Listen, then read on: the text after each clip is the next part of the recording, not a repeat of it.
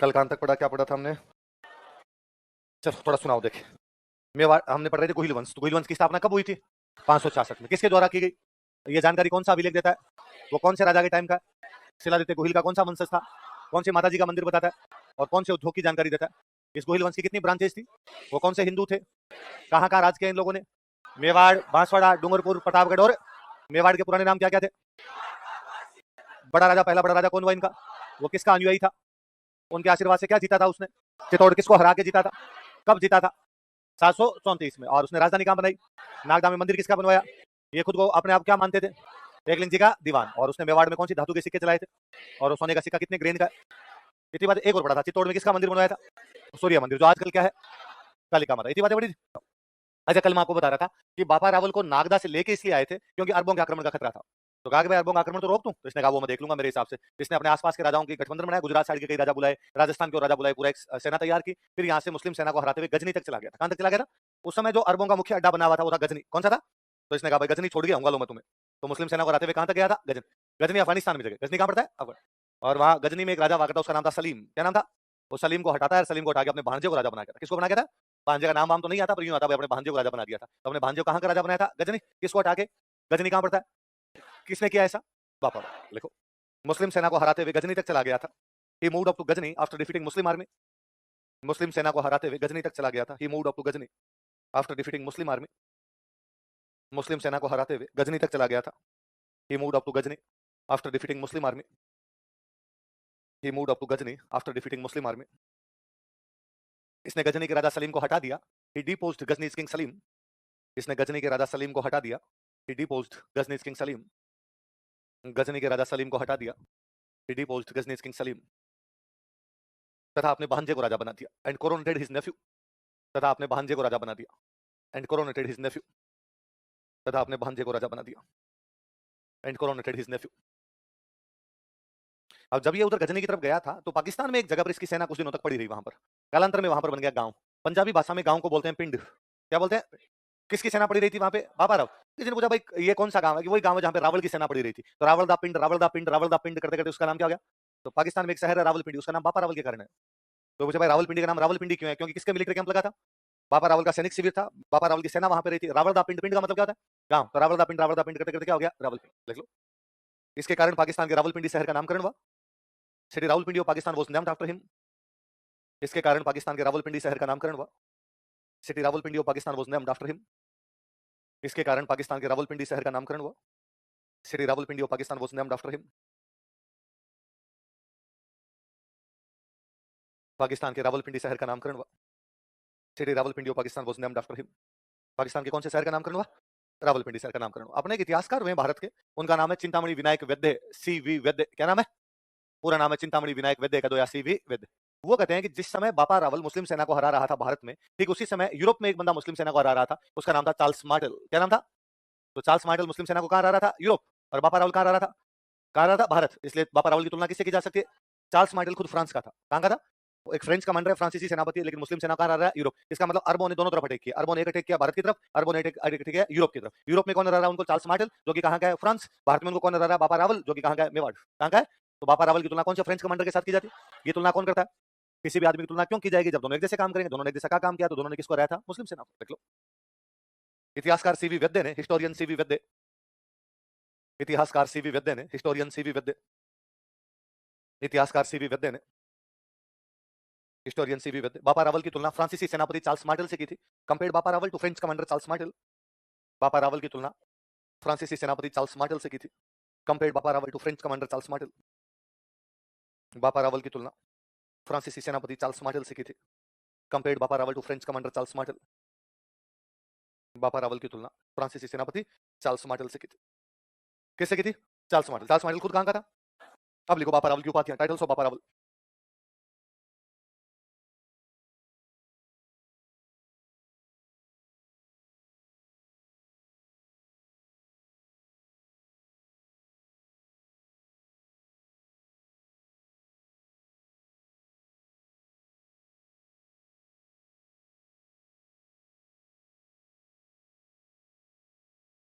क्या क्या उपाधियां बताओ देखिए। हिंदू सूरज, राजगुरु और चकवे। क्या क्या नाम दोहराओ तो? हिंदू सूरज, राजगुरु और हिंदुओं का बड़ा राजा था, मुस्लिमों के खिलाफ लड़ रहा था, इसलिए उपाधि क्या हो गई हिंदूस। और ये उपाधि इतनी पॉपुलर हुई कि बाद में मेवाड़ के सारे राजा नाम क्या लगाते हिंदूस, क्या लगाया करते हिंदूस। एक और उपाधि क्या है, राजगुरु। मैंने तो अभी बताया था, पहली लाइन यही बोली कि आसपास के बाकी राजाओं को एक साथ करके फिर गजनी की तरफ अटैक करता है, तो बाकी राजाओं का गुरु है, बाकी राजा उसके अंडर में लड़ रहे हैं, इसलिए उपाधि क्या होगी। अच्छा, एक हिंदी में या संस्कृत में एक टर्म होती है, हम अक्सर आपने कभी नाम सुना, चक्रवर्ती। क्या बोलते हैं, भगवान राम एक चक्रवर्ती राजा थे। ऐसा राजा जिसने चारों दिशाएं जीत ली हो, उनको बोलते चक्रवर्ती। क्या बोलते हैं, जो उत्तर दक्षिण पूर्व पश्चिम सब दिशाओं में दुश्मनों को हरा के आ जाए, उन राजाओं को हम क्या बोला करते हैं, चक्रवर्ती। राजस्थानी में उस चक्रवर्ती को अपने बोलते हैं चकवे। क्या बोलते हैं, तो मेरे को याद है अभी घर में दादाजी से कहानियां सुनते, तो हिंदी में हम मैंने कभी पढ़ा होगा, ये पढ़ा होगा भगवान राम चक्रवर्ती सम्राट थे, दादाजी घर पे सुना करते भगवान राम चकवा राज करो। चकवा राज करो मतलब उन्होंने चारों तरफ राज किया। ऐसा राजा जो चारों दिशाओं को जीत ले, उसको क्या बोला करते चकवे। जो बाकी राजाओं को अंडर में लेके फिर युद्ध लड़े, कौन हो गया, राजगुरु। हिंदुओं को बचाए, मुसलमानों के खिलाफ लड़े, तो क्या हो गया हिंदू। तो क्या क्या उपाधि होगी बताओ देखिए, हिंदू, सूरज, राजगुरु और चकवे। किसकी उपाधियां, किसकी उपाधियां, अरे बापा रावल का वास्तव में नाम था कालभोज। क्या नाम था, आप लिखो फिर मैं बताता हूं, लिखो वास्तविक नाम कालभोज, एक्चुअल नेम, वास्तविक नाम कालभोज, एक्चुअल नेम कालभोज, वास्तविक नाम क्या था। अब आपका सवाल होना चाहिए कि सर जब इसका नाम कालभोज है तो 2 दिन से क्यों बापा रावल कर रहे हो। कालभोज ही बता देते, आपने 10 लाइनें लिखवा दी, सारी की सारी बापा रावल के नाम से लिखवाई है, और अब लास्ट में जाके आप करोगे हालात बदल गए, जज्बात बदल गए, और नाम क्या है इस बंदे का। अब सुनिए, इसका वास्तव में नाम कालभोज ही है, बापा रावल कोई नाम होता भी नहीं। मेवाड़ में राजा को बोला करते रावल। क्या बोलते, ये अपने राजाओं की उपाधियां थी। कोई राजा रावल लगा था, कोई राणा लगा था, कोई राजा लगा था, कोई राव लगा था, कोई रावत लगा था। फिर जब जैसे साम्राज्य बड़ा होता, रावत हो जाता महारावत, रावल हो जाता महारावल, राणा हो जाता महाराणा, राजा होता महाराजा। पर ये उपाधियां थी, ऐसी रावल उपाधि थी। तो रावल बापा क्या, जो रावल लगा हुआ, रावल का सिंपल मीनिंग है राजा। जैसे आप बोलते हो राणा प्रताप, तो राणा उसने क्या है टाइटल, तो वैसे रावल इसका अपने आप में क्या है टाइटल है। सवाल बापा पे कि बापा क्या है। आपने गुजरात का सीमावर्ती जो भी इलाका है, गुजरात के टच करता हुआ जो इलाका, सिरोही, ये उदयपुर वाला इलाका, डूंगरपुर, बांसवाड़ा, जो गुजरात के पूरा टच करता है। गुजरात में और अपने टच करते हुए राजस्थान के इलाके में कोई भी रेस्पेक्टेड बंदा हो, सम्माननीय आदरणीय जो बंदा हो, उसको बोलते हैं बाप जी। क्या बोलते हैं, इसलिए अक्सर मेवाड़ी या गुजरात का जो भी आदमी होता है, मंदिर भी जाके आते हैं, पूछ ले कहाँ जाके, बाबू सिंह जाना है, बाप जी के जाके आए थे, बाबू सिंह जाके आए थे, तो बाप जी भगवान को कहते हैं। बाप जी किसको कहते हैं, रेस्पेक्टेड होते हैं भगवान जी, भगवान जी को क्या कहते हैं, बाप जी। भगवान को क्या कहते हैं, बाप। फिर धीरे धीरे और कोई भी रेस्पेक्टेड बंदा होता, उसके नाम क्या भी बाप जी लगने लगे। राजा से ज्यादा रेस्पेक्टेड कौन होगा, तो राजा को भी क्या बोलने लगे, बाप जी। तो किसी ने पूछा भाई आजकल रावण कौन है तुम्हारे, बाप जी रावण है। बाप जी रावण, बाप जी रावण, बाप जी रावण करते करते कहीं हो गया बापा रावल, कहीं हो गया बप्पा रावल, कहीं हो गया बप्प रावल, अलग अलग नाम है। आपने जो अच्छा लगे वो पढ़ लिया जाए। वास्तव में इसका नाम तो क्या था, कालभूत। राजा को क्या बोलते थे, रावल। बड़ा आदमी था, आदरणीय था, सम्माननीय था, इसलिए क्या बोल दिया बापा। और आने वाली पीढ़ी का हमारा तो सबसे ज्यादा लखन वाला यही हुआ था, ये बाप जी सबसे अच्छा था, उन्होंने अपने अभिलेखों में क्या लिखवा दिया, बापा रावल लिखवाना शुरू कर दिया। बाकी बापा रावल कोई नाम नहीं है, नाम क्या था उस बंदे का। और गुजरात में या अपने इस मेवाड़ वाले पार्ट में ये व्यवस्था आज दिन तक है। आज भी कोई भी रेस्पेक्टेड जो बंदा होता है उसको बोलते हैं बापू। गुजराती क्या बोलते हैं, इसलिए गांधी जी क्या कहते हो आप, गांधी इसलिए बापू नहीं है कि डोगरे हैं, इसलिए बापू है क्योंकि गुजराती है। गुजराती संत है मुरारी बापू। मैं कहता हूं बाकी छोड़िए, गुजरात का रविंद्र जडेजा क्रिकेट खिलाड़ी है, अक्षर पटेल क्रिकेट खिलाड़ी है। आप तो उनका इंस्टाग्राम की टाइमलाइन चेक कीजिए, उनका ट्विटर का या फेसबुक का अकाउंट देखिए, उनके नीचे गुजरातियों के कमेंट पढ़िए। गुजरात कमेंट आएगा, जियो बापू, मजा आ गया बापू, बापू ने 5 विकेट लिए, बापू क्या खेले, बापू ने 50 रन बनाए। आपको लगेगा जल्दी बापू नहीं बना दिया थोड़ा, आदमी 30-32 साल का है, तुम अभी से क्या बोलने लगे इसको। पर वहां बापू का मतलब रेस्पेक्टेड बंदा है ना। आप में से कोई रेस्पेक्टेड बंदा हो, मौसम और बापू, इसका मतलब ये नहीं कि वो बाप बन गया सबका। बापू का मतलब वहां पर केवल सम्मान नहीं आते। वैसे वैसे बापू रावल, बाप जी रावल करने शुरू। आगे बात समझो, अगला राजा लिखो,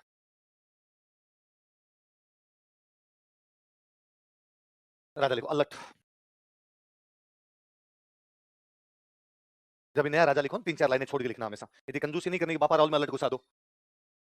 नाम अल्लट था, पर इसका एक नाम और मिलता है अपने को, आलू रावल। क्या मिलता है, लिख लो, अन्य नाम, अदर नेम आलू रावल, अन्य नाम अदर नेम। तो इसी को आलू रावल कहते हैं, इसी को क्या बोलते हैं, अल्लट। वापस मेरी उसी बात पे आ जाओ, बोले आप, मैंने कह दिया मेवाड़ में राजा को बोलते ही कहते रावल। क्या बोलते, अल्लट छोटा रहा होगा तो बचपन में नाम रहा होगा आलू।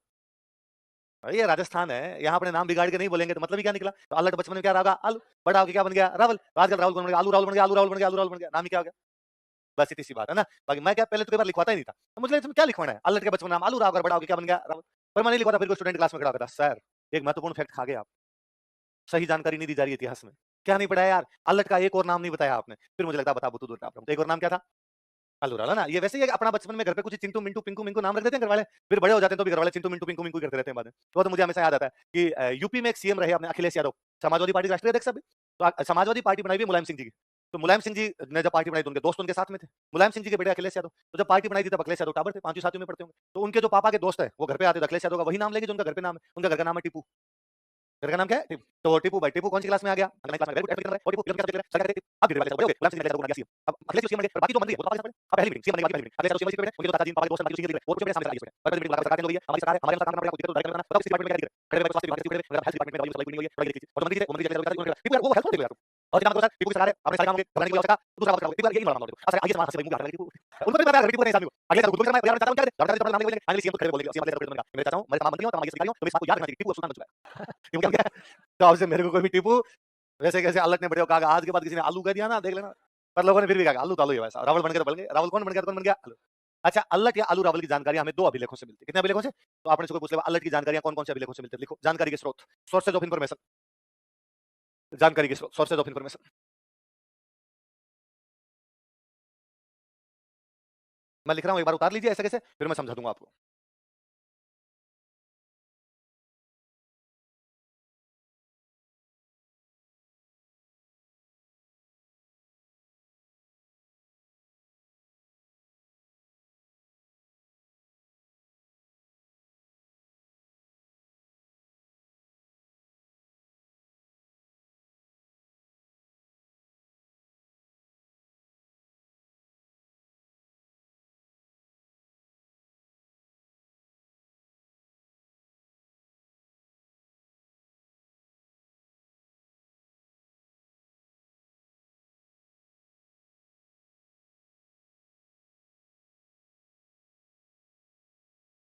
दो है बताओ कौन कौन से अभिलेख है दो पहला है सारणेश्वर प्रशस्ति दूसरा है शक्ति कुमार का 8 अभिलेख सारणेश्वर प्रशस्ति कब की है 953 ईस्वी शक्ति कुमार का 8 अभिलेख कब का एक एक का पोस्टमार्टम करते हैं वापस हेडिंग डालो सारणेश्वर प्रशस्ति पढ़ते हैं एक एक के बारे में पढ़ते हैं सारणेश्वर प्रशस्ति सारणेश्वर यूलोजी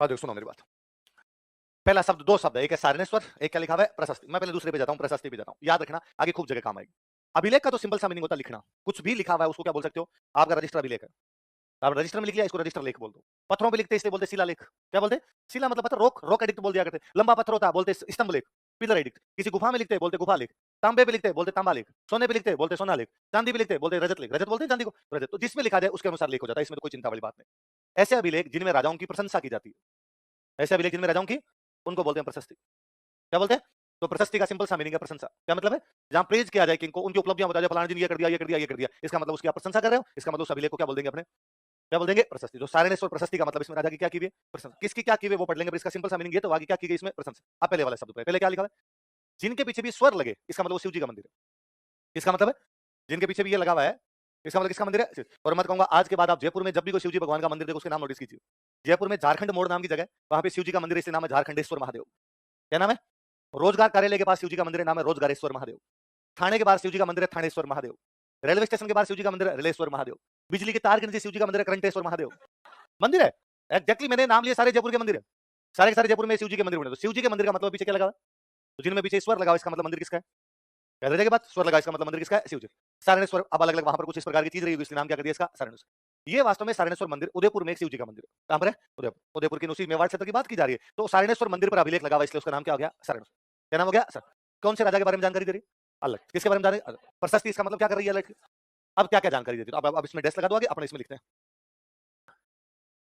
एक उदयपुर में एक जगह पड़ती है जगह नाम है आहड़ क्या नाम है एक तो इस प्रशस्ति से पता चलता है कि अल्लट ने आहड़ को अपनी दूसरी राजधानी बना लिया पहली राजधानी कौन सी नागदा दूसरी कौन सी एक नंबर लगा के लिखो अल्लट ने आहड़ को दूसरी राजधानी बनाया Allat made Ahar second capital Ahar Udaipur में एक जगह अल्लट ने आहड़ को दूसरी राजधानी बनाया Allat made Ahar second capital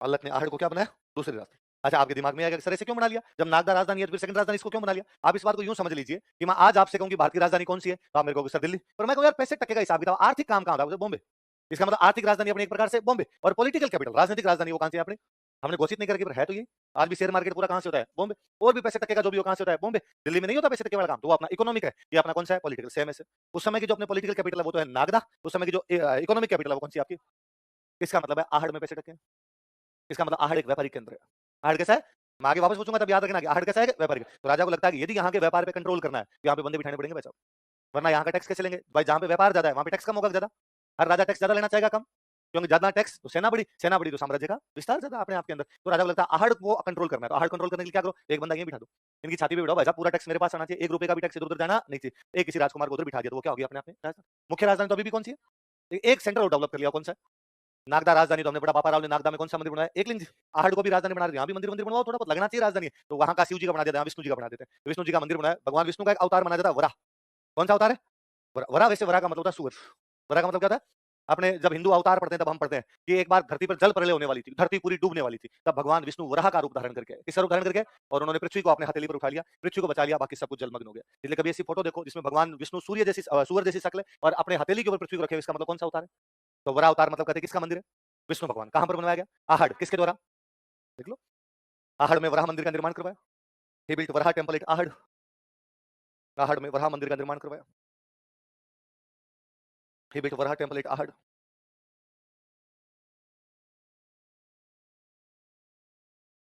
किसका निर्माण करवाया? वराह मंदिर का निर्माण करवाया। अच्छा, अब मुझे बताओ, जब इसको राजधानी बना दिया तो यहाँ पे अधिकारी कम चाहिए, ज्यादा चाहिए? तो अधिकारियों के नाम लिखे हमने, कौन कौन से अधिकारी वहां पर बनाए? जैसे आप अधिकारी बनोगे सारे के सारे, आज जो अपने अधिकारियों वाली व्यवस्था होती है, इसके लिए टर्म यूज में ली जाती है, उसको बोलते हैं नौकरशाही। क्या बोलते हैं? इंग्लिश वाला शब्द ज्यादा अच्छा है, ब्यूरोक्रेसी। क्या बोलते हैं? देखो वैसे, देखो एक शब्द है इसमें, क्रेसी। क्या शब्द है? इसका मतलब होता है शासन। क्या मतलब होता है? एक आदमी राज करे तो कहते हैं ऑटोक्रेसी। ऑटो मतलब एक, या मोनोक्रेसी कहते हैं, एक आदमी राज कर रहा था, हम उसको क्या कहते हैं? ऑटोक्रेसी, एक आदमी राज। जनता राज करे, जनता को बोलते हैं डेमोक्रेसी का मतलब शासन, तो उसको क्या बोलते थे? डेमोक्रेसी। ब्यूरो का मतलब होता है मेज। ब्यूरो का मतलब क्या होता है? जब मेज पर बैठ के कोई राज करे उसको क्या बोलते हैं? अधिकारी आप बनोगे तो आप मेज, कुर्सी मेज लेके वहां पर कागजों में साइन करोगे, फावड़ा लेके नरेगा पे जाओगे, कुर्सी मेज लेके राज करोगे, इसलिए आप सारे ब्यूरोक्रेसी में जाओगे। किस में जाओगे? इसलिए आप कहलाओगे ब्यूरोक्रेट। क्या कहलाओगे? तो ये पुराना लैटिन भाषा का शब्द था ब्यूरोक्रेसी, अपन ने उसका हिंदी में बना दिया नौकरशाही। क्या बना दिया? भाई आपने कहा होते तो सारे सरकार के नौकर है, फोर्थ ग्रेड है वो भी सरकार का नौकर, और आईएएस है वो भी सरकार का। पर हमने कहा सर, नौकर नौकर में फर्क होता है सर, फोर्थ ग्रेड वाला नौकर ही है, इधर वाला नौकरों का बादशाह है, नौकरों का शाह है, इसलिए उसको क्या कर दिया जाए? इसलिए आप सारे क्या बनोगे? नौकरशाह। क्या क्या बनोगे? सारे सारे नौकरशाह बनोगे, इसलिए आपकी व्यवस्था क्या कहलाएगी? या इंग्लिश में क्या बोलेंगे? तो आहड़ में यदि आप जैसे अधिकारी लगाए, इसका मतलब आहड़ में किसकी शुरुआत की गई? है ना? आप प्रशासनिक व्यवस्था बोल सकते हो, एडमिनिस्ट्रेटिव सिस्टम बोल सकते हो, नौकरशाही बोल सकते हो, या ब्यूरोक्रेसी बोल सकते हो। तीन नंबर लिख लो। आहड़ में नौकरशाही की शुरुआत की गई, या आहड़ में नौकरशाही की स्थापना की गई। Bureaucracy was established eight Ahar. Ahar में नौकरशाही की स्थापना की गई। Bureaucracy was established eight Ahar. Ahar में नौकरशाही की स्थापना की गई। Bureaucracy was established eight Ahar. अब ब्यूरोक्रेसी का मतलब क्या? अधिकारी बनाए, तो कौन कौन से अधिकारी बनाए? इसी में बिना नंबर चेंज के इसी के अंदर अपना लिखेंगे। मैं एक लिस्ट बना रहा हूं, आप लिख लीजिए, फिर मैं अधिकारी बता दूंगा कौन कौन से हो। इसी में आप लिखिए, मैं 4-5 नाम लिखा।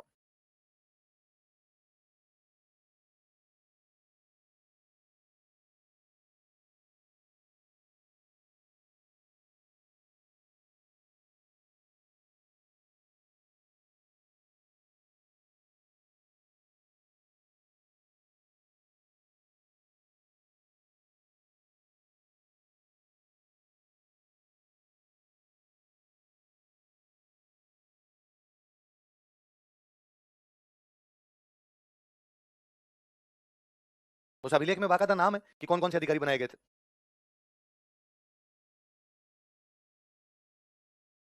मैंने ऊपर से नीचे लिखे ना, ऊपर से नीचे लिख, क्योंकि मैं इनके आगे और लिखूंगा, फिर वो कहां लिखेगा?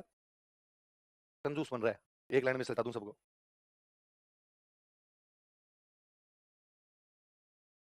आपका जो रजिस्टर है, एक तो आइंदा से ध्यान रखना, इस बार भले ही आप लाइन वाला रजिस्टर लेके आगे होंगे, आगे से बिना लाइन के रजिस्टर लाना। नोट्स बनाने के लिए सबसे अच्छे रजिस्टर ही होते हैं, और इस बिना लाइन वाले रजिस्टर के एक पन्ने में लाइन होनी चाहिए 12। कितनी लाइनें लिखेंगे आप? लिखेंगे कितनी लाइनें? 12। आप क्या इस एक पन्ने में लाइन लिखते हैं? 29।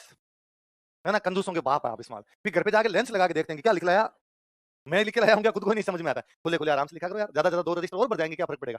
तो कौन कौन से नौकर साहब बनाए बताओ देखे? अमात्य, संधि विग्रहक, अक्षपटलिक, भिस्काधीराज, बंदीपति। कौन कौन सी दोबारा बताओ? अमात्य, संधि विग्रहक, अक्षपटलिक, भिस्काधीराज और बंदी। क्या होता है? एक एक सुनते हैं, देखो ना काम आएंगे। कल देखो मैंने बताया था हम कौन कौन सी व्यवस्था पढ़ेंगे, राजनीतिक, प्रशासनिक, ये वही है प्रशासनिक व्यवस्था। जब हम पढ़ते हैं उसने वो मंदिर बनवाया, वो कौन सी है? हम आगे पढ़ेंगे इतना टैक्स लिया, इसका मतलब कौन सी? या कल हम पढ़े जावर में खनन उद्योग की जानकारी। खनन क्या है? आर्थिक है, रेवेन्यू डिपार्टमेंट है। मैं पढ़ रहा हूँ कि उसको हराते वहां तक चला गया, कैसी व्यवस्था है? राजनीति। तो सारी पढ़ेंगे। तो ये किस प्रकार की व्यवस्था है? प्रशासनिक। तो आप बताओ पहला कौन है? हम। एक होता राजा, राजा के नीचे मंत्री होते हैं। एक मंत्री वित्त मंत्री, एक है गृह मंत्री, एक है सूचना का मंत्री, एक है खेती का मंत्री, एक है व्यापार का मंत्री, एक उद्योगों का मंत्री। अलग अलग मंत्री है। अब इन मंत्रियों को कंट्रोल कौन करेगा? इन मंत्रियों के ऊपर एक मंत्री और होना चाहिए, वो प्रधानमंत्री। मंत्रियों का जो प्रधान, उसको क्या कर दो? प्रधानमंत्री। या मंत्रियों में मुख्य, आपके तो मुख्यमंत्री, जैसे आज आपका प्रधानमंत्री या आज आपका मुख्यमंत्री होता है, वैसे उस टाइम में भी राजा के टाइम में एक प्रधानमंत्री होता है, क्या होता है? मुख्यमंत्री। कुछ ही का दो, आप उसको प्रधानमंत्री भी कह सकते हो, क्या बोल सकते हो? मुख्यमंत्री। और ये लोग उसको बोलते हैं अमात्य। क्या बोला करते?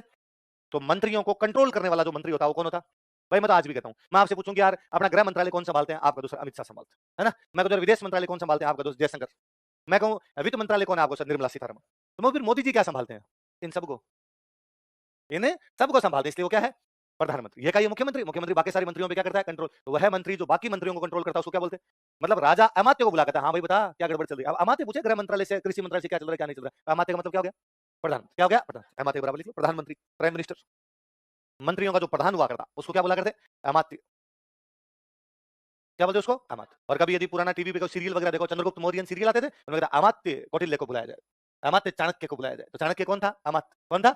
जो बाकी मंत्रियों पे कंट्रोल करता उसको क्या बोलते हैं? अमात्य। दूसरा क्या लिखा हुआ है? संधि विग्रह। क्या लिखा हुआ है? दो शब्द है, एक है संधि, एक है विग्रह। कौन कौन से दो है? संधि का मतलब जोड़ना, विग्रह का मतलब तोड़ना। संधि का मतलब जोड़ना, विग्रह का मतलब जो किसी देश के साथ रिश्ते जोड़े, जो किसी देश के साथ रिश्ते तोड़े। युद्ध एवं शांति का मंत्री। किसका मंत्री? जो या तो किसी देश के साथ युद्ध करे या किसी देश के साथ संधि करे, मतलब शांति लाए। संधि कर रहे मतलब क्या कर रहे हो? शांति। तोड़ रहे हो मतलब क्या कर रहे हो? युद्ध। तो युद्ध और शांति का जो मंत्री होता है उसको क्या बोलते हैं? देखो, युद्ध एवं शांति का मंत्री, minister of war and peace. युद्ध एवं शांति का मंत्री, minister of war and peace. आज के हिसाब से आप देखो ना, तो जैसे विदेश मंत्री, विदेश मंत्री काम क्या होता है? ये तो काम है दूसरे देशों के साथ रिश्ते बनाना। युद्ध कौन से? अपने देश के साथ हो गया, दूसरे देश के साथ। संधि भी दूसरे देश के साथ। आज के हिसाब से अपना विदेश मंत्री टाइप का जो बंदा होता है उसको क्या बोला करते हैं? संधि। अगला क्या? क्या है? जो ये ध्यान रखे कि राजा की इनकम कितनी, खर्चे कितने, है ना। अकाउंटिंग ऑफिसर जो अकाउंट मेंटेन किया करता था उसको क्या बोला करते थे? लिखो, आय व्यय का अधिकारी, चीफ अकाउंटिंग ऑफिसर। आय व्यय का अधिकारी, चीफ अकाउंटिंग ऑफिसर। आय व्यय का अधिकारी, चीफ अकाउंटिंग ऑफिसर। और ये खूब बार एग्जाम में पूछा, अक्सपटली क्या कार्य करता था? क्या कार्य करता था? अब वो इन शब्दों को कई बार हटा देता, वो कहता हिसाब का लेखा जोखा रखता था। बात तो वही, अकाउंट ही तो मेंटेन कर रहा है। कोई कहता है खाते वही मेंटेन करने का काम करता था। बात तो वही है ना। आप खाते वही बोलो, आप लेखा जोखा बोलो, आप उसको बोले एक्सपेंडिचर इनकम बोलो, आप उसको आय व्यय कीजिए, सारी बातें एक ही। अगला कौन है? भिस्खाधीराज। बोलिए कौन है? वापस बोलो क्या नाम है? वापस सुनिए, देखो एक शब्द होता है भेषज। क्या शब्द होता है? इसका मतलब दवाई। इसका मतलब क्या है? जो राजा के लिए भेषज लाए, भिस्खाधीराज। राजा का डॉक्टर कौन है? रॉयल डॉक्टर, राजवैद्य। राजा का जो वैद्य हुआ करता उसको क्या बोला करते? भिस्खाधीराज। देख लो, राजवैद्य, भिस्खाधीराज, रॉयल डॉक्टर, राजवैद्य। आप इस बार को डॉक्टर साहब के पास दवाई लेने के लिए जवाब जाकर ना है भिस्खाधीराज। अरे अरे क्या बोल दिया, क्या बोल दिया, छोड़ो। क्योंकि आप जब उसको भिस्खाधीराज कहोगे इसका मतलब आप ही तो राजा हो। भाई राजा का डॉक्टर होता है वो, क्या वो कहते हैं उसको? तो यदि वो भिस्खाधीराज है तो आप क्या हो? आदमी खुद को तो हमेशा बड़ा ही समझना चाहिए। कुछ गलत फहमियां अच्छी होती है। आदमी खुद को कभी भी कम मानना, हमेशा मानना कि अपने क्या है, मानने में क्या जाता। धूड़ खानी दो भर भर खाऊं, दोरा माथे बैठ रखा। यदि मिट्टी खानी हो तो टीले पे बैठ के खाई जाए, भर भर के खाई जाए, उसको कम खानी। तो जब मानना ही है कि अपने क्या है, तो अपने क्या है? राजा। इसलिए अपना डॉक्टर क्या है? यदि आपने एक मूवी देखी हो पानीपत, पानीपत मूवी देखी किसी ने? कृति सेनन, कृति सेनन जो उसकी हीरोइन है, वो भिस्खाधीराज की बेटी है। किसकी बेटी है? वैद्य, उसके पिताजी वैद्य, वैद्य की बेटी, उसमें नाम भी आता है भिस्खाधीराज वगैरह की जगह। तो बताओ अमात्य कौन होता? प्रधानमंत्री। युद्ध एवं शांति का मंत्री, आय व्यय का लेखा जोखा, राजा का डॉक्टर। अगला कौन है? बंदीपति वो था जो जब राजा दरबार में आता तब जोर जोर से बोलता, श्री श्री 1008 एकलिंग दीवान, राजाओं के राजा, राणाओं के राणा, महाराणाओं के महाराणा, फलान जी पधार रहे। उसको क्या बोला करते? जो राजा की प्रशंसा किया करता उसको क्या बोलते? बंदीपति। देख लो, राजा की प्रशंसा करने वाला, who praise king, who praises king, या हु प्रेज किंग, राजा की प्रशंसा करने वाला। उदयपुर में सारणेश्वर मंदिर में लगा हुआ एक अभिलेख, जिसको हम सारणेश्वर प्रशस्ति कहते हैं, जो कि 953 ईस्वी का है, हमें बताता है कि अल्लाह ने दूसरी राजधानी कहां बना ली? आहड़। वहां किसका मंदिर बनवाया? वराह। वराह कौन से भगवान जी कहते हैं? और वहां पर किसकी स्थापना की? नौकरशाही। कौन कौन से नौकरशाह बनाए? अमात्य किसको कहते हैं? संधि विग्रह, अक्सपटलिक, भिस्खाधीराज, बंदीपति, है ना। अब कोई एक तो सिंपल सवाल ये पूछ सकता है, भिस्खाधीराज किसे कहते थे? अक्सपटलिक अर्थ क्या होता है? युद्ध एवं शांति का मंत्री क्या कहलाता था? राजा की प्रशंसा करने वाला क्या कहलाता था? या कभी ये पूछ ले कि मेवाड़ की प्रशासनिक व्यवस्था की जानकारी कौन सा अभिलेख देता है? कोई ये पूछ ले कि सारणसो प्रशस्ति के अनुसार मेवाड़ में नौकरशाही की स्थापना आहड़ से की गई थी, ये शुरुआत किसने की? किसने की? अच्छा मुझे वापस बताओ, आहड़ को क्यों बनाया गया दूसरी राजधानी? व्यापारी केंद्र। क्या है? तो टैक्स ज्यादा मिलेंगे कम। इसमें लिखा हुआ है प्रशस्ति में कितना कितना टैक्स है, किस चीज पे कितना कितना टैक्स ले रहे हैं। तो मेवाड़ की कर व्यवस्था की जानकारी भी कोई अभिलेख दे रहा है, कौन सा दे रहा है? एक और लिख लो, कर व्यवस्था, टैक्सेशन सिस्टम। 4 नंबर और लिख लो, कर व्यवस्था, टैक्सेशन सिस्टम।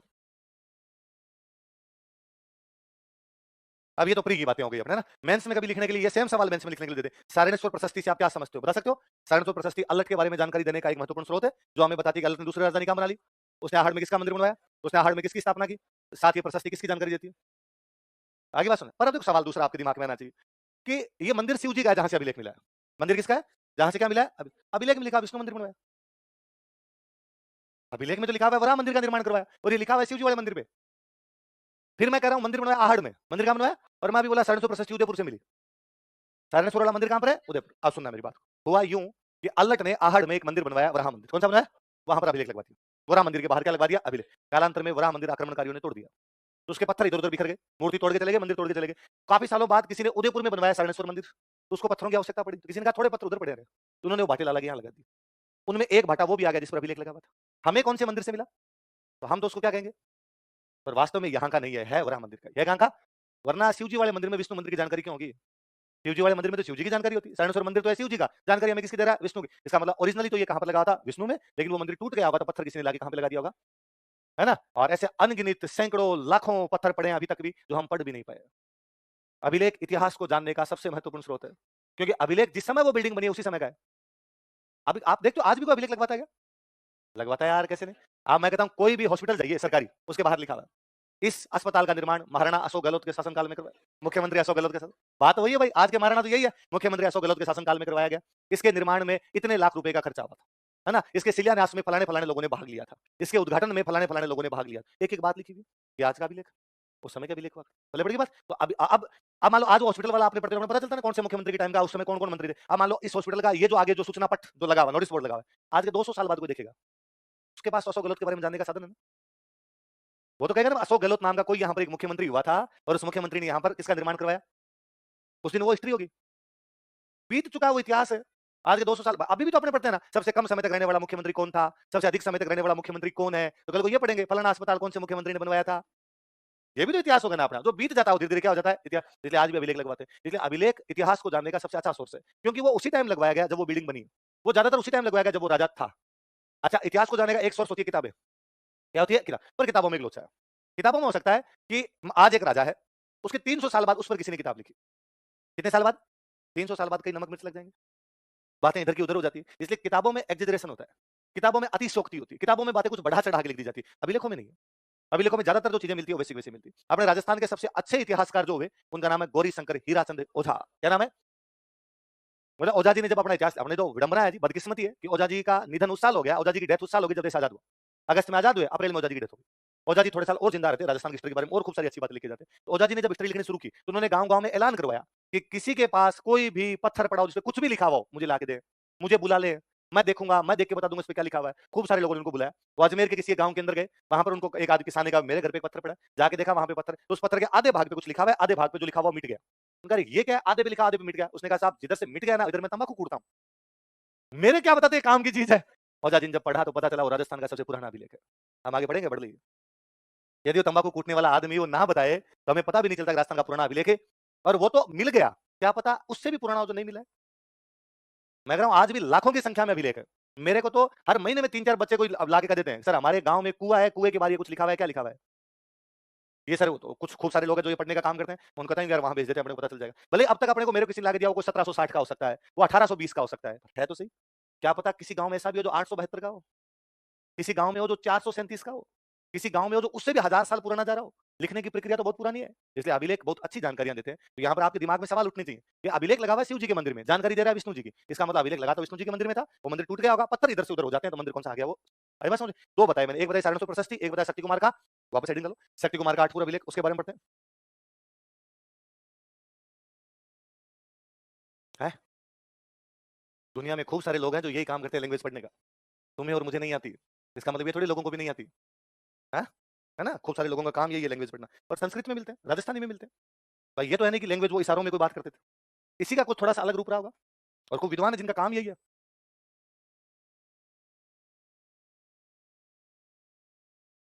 ओझा जी ने पूरी बुक लिखी थी इस पे, प्राचीन लिपि माला। ये प्राचीन लिपियाँ कैसी है लो मैं बताता हूँ आपको। पढ़ो पहले अभिलेख का नाम पढ़ो। क्या नाम लिखा बताओ? शक्ति कुमार का आठपुर अभिलेख। क्या नाम है? आठपुर अभिलेख। कब का है? अल्लट के टाइम का नहीं, अल्लट के टाइम का तो सारणेश्वर वाला जिसमें पता चल रहा है। ये अल्लट के बाद में 2-3 पीढ़ी बाद में एक राजा बनता है, उस राजा का नाम है शक्ति कुमार। क्या नाम है? उसने अभिलेख लगवाया इसलिए क्या बोलते हैं शक्ति कुमार का अभिलेख। कहाँ पे लगवाया? आठपुर, आहड़ का नाम है। आहड़ का नाम क्या है? इसका आहड़ उनकी मुख्य जगह है। सारनाथ प्रशस्ति भी आहड़ की है, भले ही बाद में लगा दी गई है उदयपुर, और अभिलेख आठपुर अभिलेख भी कहाँ का है? आहड़। आहड़ का ही संस्कृत के कई ग्रंथों में, जैनों की किताबों में नाम क्या मिलता है? आठपुर। तो आठपुर का मतलब क्या है? आहड़। तो आप इसको शक्ति कुमार का आहड़ अभिलेख भी बोल सकते हो। तो अभिलेख मिला कहाँ से? आहड़ से। किस कौन से राजा के टाइम का? कौन से राजा के टाइम का? अब शक्ति कुमार ने अपने बारे में लिखवाया, अपने पिताजी के बारे में लिखवाया, ऐसे उसने 1-2 पीढ़ी ऊपर गया तो उसने अल्लट के बारे में लिखवाया। तो महत्वपूर्ण जानकारी जो अपने काम की बात है पढ़ने की वो ये है, इसमें तो अल्लट की मम्मी का नाम पता चलता है, और अल्लट की मम्मी का नाम था महालक्ष्मी राष्ट्रकूट। क्या नाम था? लिख लो, डैश लगाओ इसके आगे, फिर नीचे लिख लो अपने। मैं बताता हूँ वैसे लिखना। लिखो, एक नंबर लिखो, अल्लट की माता का नाम महालक्ष्मी राष्ट्रकूट था। Mahalakshmi Rashtrakuta was mother of Allat. Allat की माता का नाम महालक्ष्मी राष्ट्रकूट था। Mahalakshmi Rashtrakuta was mother of Allat. एक जानकारी तो यह है इसमें, अल्लट की मम्मी का नाम क्या था? महालक्ष्मी राष्ट्र। एक जानकारी यह है कि अल्लट की एक हूण रानी थी। कौन से वंश की रानी थी? हूण। हूण वंश की एक रानी थी और उस रानी का नाम था हरिया देवी। क्या नाम था? क्या नाम था रानी का? हरिया। उस हरिया देवी ने एक गांव बसाया था, उस गांव का नाम था हर्षपुर। क्या नाम था? कौन सी रानी ने? हरिया देवी। कौन से वंश की है? किसकी रानी है? अल्लट। क्या बसाया उसने? लिखो, 2 नंबर लगा, फिर मैं दोनों समझाता हूं। अल्लट की हूण रानी हरिया देवी ने, अल्लट सूण क्वीन हरिया देवी, अल्लट सूण क्वीन हरिया देवी, अल्लट की हूण रानी हरिया देवी ने, अल्लट सूण क्वीन हरिया देवी, अल्लट की हूण रानी हरिया देवी ने हर्षपुर की स्थापना की थी। फाउंडेड हर्षपुर। हर्षपुर की स्थापना की थी। फाउंडेड हर्षपुर।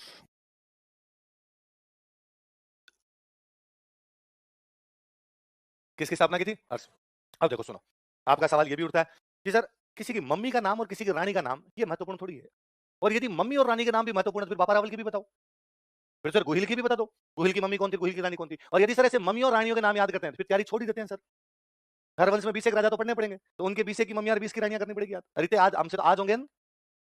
फिर हमने बापा रावल गोहिल कितनी पड़ी, इसकी क्यों पड़ी? कारण है देखो, मम्मी का नाम क्या है? महालक्ष्मी राष्ट्रकूट। क्या नाम है? राष्ट्रकूट कर्नाटक के थे। राष्ट्रकूट कहां के थे? और यदि अल्लट की मम्मी राष्ट्रकूट है, इसका मतलब पापा ब्याह करने कहां चले गए? कर्नाटक। कहां चले गए? और ये पॉसिबल है नहीं। जब संचार और आवागमन के साधन नहीं थे तो ब्याह करने के लिए कर्नाटक तो क्या ही गया होगा। इसका मतलब राष्ट्रकूटों का राजस्थान से कोई ना कोई लेना देना है। इसके अलावा उन दिनों में कहीं ना कहीं राष्ट्रकूट कहां पर रह रहे हैं? आगे पढ़ेंगे, मैं जब आगे राठौड़ पढ़ाऊंगा तब मैं बताऊंगा आपको कि राष्ट्रकूट उन दिनों पाली रह रहे थे। कहां पे रह रहे थे? क्योंकि हमें पाली से राष्ट्रकूटों का अभिलेख मिलेगा, आगे हम अभिलेख पढ़ेंगे, हम हटुंडी अभिलेख। कौन सा है? और उसमें हटुंडी अभिलेख में एक राजा, उस राजा का नाम है धवल राष्ट्रकूट। क्या नाम है? और वो लिखता है कि मालवा के परमारों ने, किसने? शक्ति कुमार पर आक्रमण कर दिया। कहां पर आक्रमण कर दिया? मेवाड़ के शक्ति कुमार पर आक्रमण कर दिया। मैं बचा रहा हूं। वो धवल राष्ट्रकूट जो कि पाली का राजा है, वो लिख रहा है कि शक्ति कुमार जो कि मेवाड़ का राजा, उस पर मालवा के परमारों ने अटैक कर दिया था, तब उसको मैंने बचाया। वो शक्ति कुमार की सहायता करने जा रहे हैं, इसका मतलब शक्ति कुमार रिश्तेदार है। शक्ति कुमार क्या है? इसका मतलब उसकी बहन या भुआ रही होगी महालक्ष्मी, जिसकी शादी उधर की होगी। इससे पता चलता है कि राष्ट्रकूट भले ही साउथ इंडिया के थे, पर उनका राजस्थान से कोई ना कोई लेना देना। अपने एक तो ये नई बात पता चलती है। फिर दूसरा, उसकी रानी का नाम क्या है? हरिया देवी। कौन से वंश की है? हूण तो भाई साहब थे ही मध्य एशिया के। हूण कहां के थे? एक ईरान से पार के पड़े थे, ईरान से आगे के थे। तो क्या अल्लट यूं ईरान गया था ब्याह करने के लिए? हम कहते ना, हूण इधर आ गए थे, हूण इंडिया की तरफ आ गए। फिर हम कहते फिर भी क्या बड़ी बात है, उस समय माइग्रेशन हुआ करता था, इधर वाले इधर जाते, उधर वाले इधर आ गए होंगे, ब्याह भी कर लिया होगा, हम क्यों पढ़े सर उसमें? इसमें बड़ी शानदार बात है। इसमें बात यह कि हूण मध्य एशिया से आए और आके राजस्थान की संस्कृति में मिल गए, आके इंडिया की संस्कृति में मिल गए। ये भारतीय संस्कृति की महानता है कि जो कोई बाहर से आया, हमने उसको अपने अंदर मिला लिया। हमने उसके साथ कोई भेदभाव नहीं किया, उनको हमने कहा कि मिल मिला जाओ। हम आगे पढ़ेंगे, जब एंशिएंट पढ़ेंगे तब हम पढ़ेंगे शक, कुषाण, हूण, ये सारे मध्य एशिया से आए थे। कहां से आए थे? कौन कौन?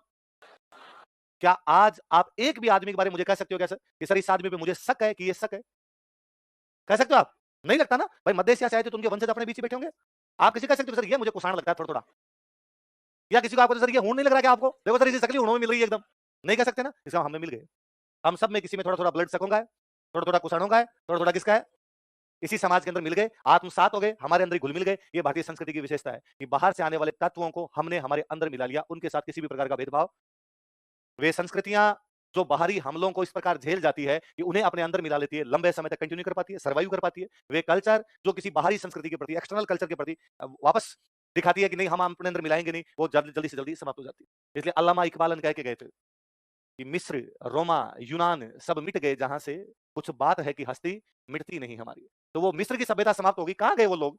रोमन की सभ्यता समाप्त होगी, यूनान की सभ्यता समाप्त होगी, हम वैसे के वैसे हैं।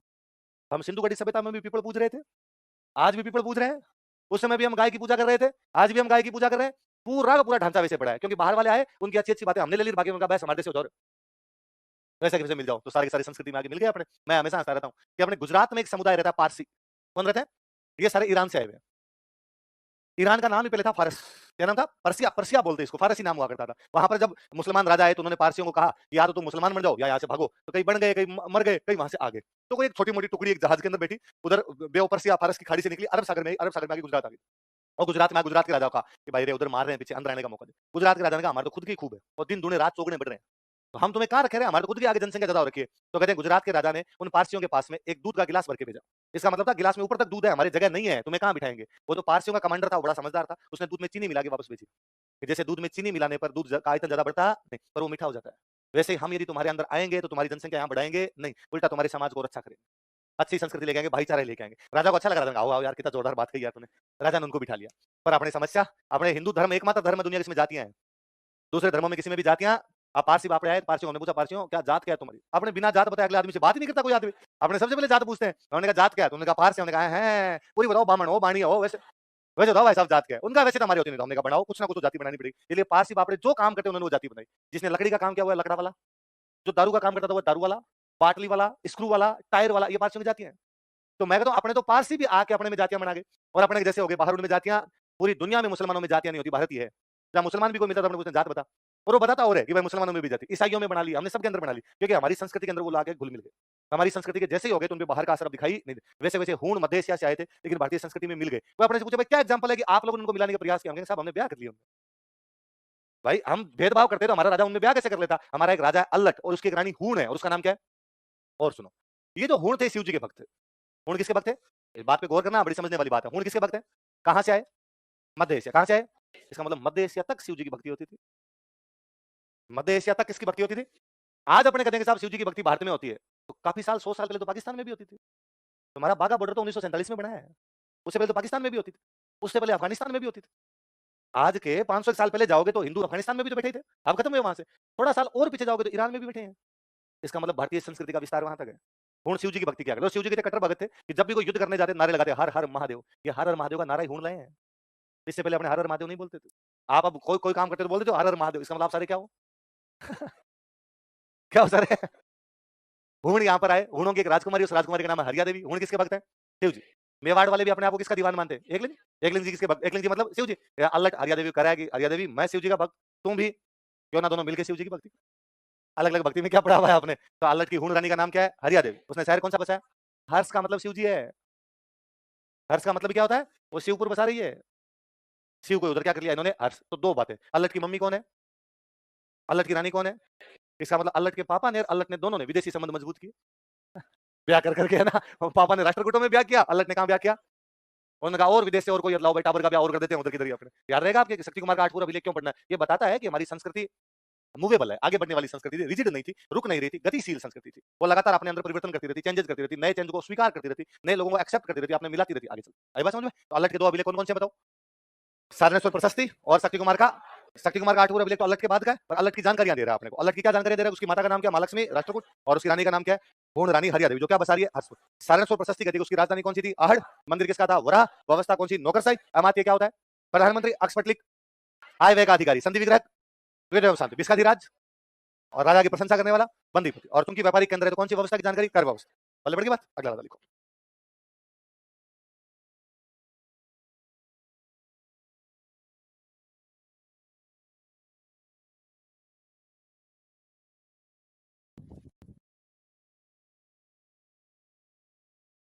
अगला राजा कौन है? जयत्र सिंह। जयत्र सिंह के टाइम में दिल्ली की तरफ से गठित होता है। दिल्ली का राजा, उसका नाम है इल्तुतमिश। क्या नाम है? वो नागदा पर हमला करने के लिए आता है। नागदा के पास में एक जगह पड़ती है, उस जगह का नाम है भूताला। क्या नाम है? उदयपुर में नागदा के पास में एक जगह, उस जगह का नाम क्या है? भूताला। लिख लो भूताला का युद्ध।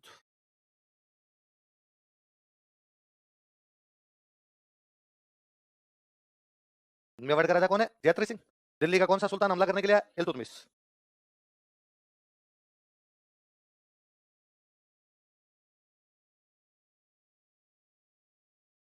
इल्तुतमिश कहां का सुल्तान है? दिल्ली। उतार लो ऐसे कैसे उतार लो, फिर आगे बात करते हैं। अच्छा, इल्तुतमिश का नाम आपने से कईयों ने सुना होगा, कईयों ने नहीं सुना होगा, पर एक नाम आपने सबने पक्का सुना होगा, रजिया सुल्तान। सुना है? इल्तुतमिश रजिया के पापा है। रजिया के पापा का नाम क्या है? इल्तुतमिश। बाकी सब जगह आपने मुहावरा सुना होगा, रजिया फंस गई गुंडों में, सुना होगा आपने? तो बाकी जगह रजिया गुंडों में फंसती, यहाँ पापा फंसे थे। इल्तुतमिश को कूटा था इन लोगों ने यहाँ भूताला के अंदर। तो इस युद्ध में किसकी जीत हुई? जयद्रथ सिंह। देख लो, इस युद्ध में जयद्रथ सिंह की जीत हुई। Jayadrath Singh won this battle.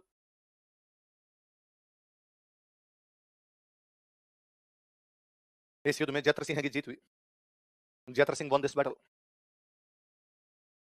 Jayadrath Singh के सेनापति लिखो, कमांडर्स ऑफ जयद्रथ सिंह। जयद्रथ सिंह के सेनापति, एक का नाम था बालक और एक का नाम था मदन। कौन कौन है बताओ देखे? बालक और मदन।